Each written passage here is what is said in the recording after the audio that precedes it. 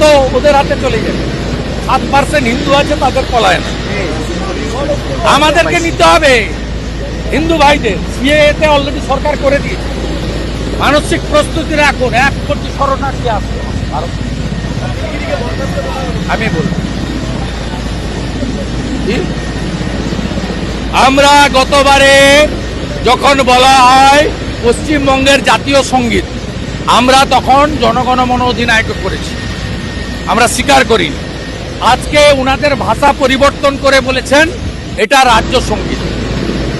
রাজ্যের মুখ্য সচিব যখন অধ্যাদেশ জারি করে, আপনার পছন্দ হোক না হোক আপনাকে মেনে নিতে হয়। গতবারে অধ্যক্ষের ভাষার ভুল, আমরা পার্টিসিপেট করেছি জাতীয় সঙ্গীত গেয়ে। আপনার ভারতবর্ষে জাতীয় সঙ্গীত আপনি বদলাতে পারেন না। আজকে লিডার অফ দ্য হাউস মাননীয় মুখ্যমন্ত্রী